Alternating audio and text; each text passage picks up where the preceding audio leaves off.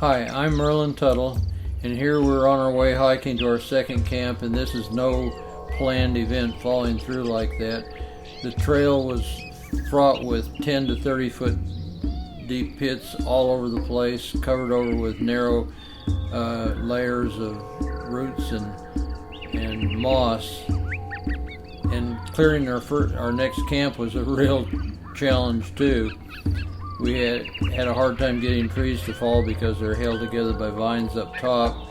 And then look at here how close Gonzalez gets to getting a serious injury. Once we had all those trees cut so we could open up an area for our camp, we had to cut up the wood because otherwise we'd be climbing through a maze every day trying to work.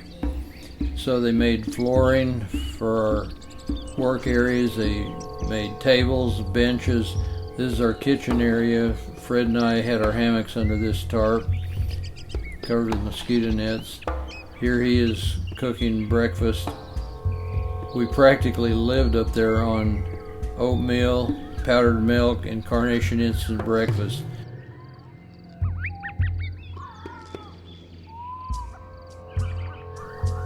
We piped water into camp with a bark flue, and here the guys are eating cassave. They've cooked up a special meal here of plantain, monkey meat, and wild honey.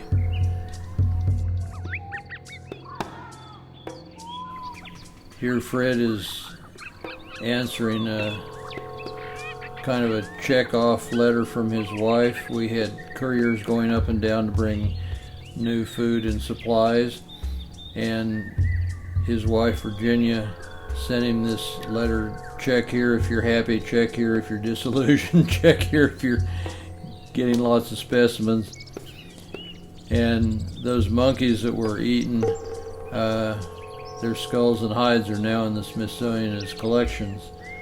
I can assure you that Fred and I didn't find the monkey meat to our liking. We didn't even try it. This is a tree climbing rodent. We did very well at catching rodents at this locality. Caught 60 different rats of 9 species, including a new species never before seen. Here we're skinning and stuffing them. The parasite vials there contain the parasites from them.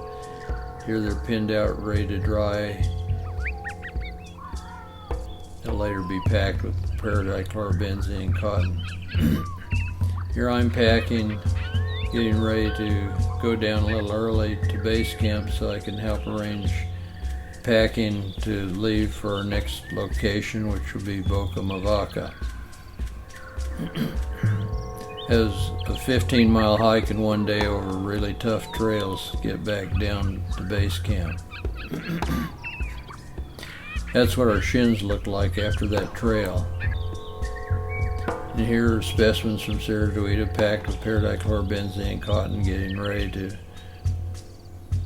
be eventually shipped back to the Smithsonian. We really hated to leave this spot because that nice thatched community center was really a great campsite, the best we had anywhere out there. Here we're carrying everything down to the river. It had to be packed exactly right in the canoes so that they were evenly balanced because of all the rugged, rough water we had to negotiate getting back down. Coming up, the problem was floodwaters, and coming down, it was because the water had gone down and it was treacherous getting through places where we'd been able to go over the rocks before.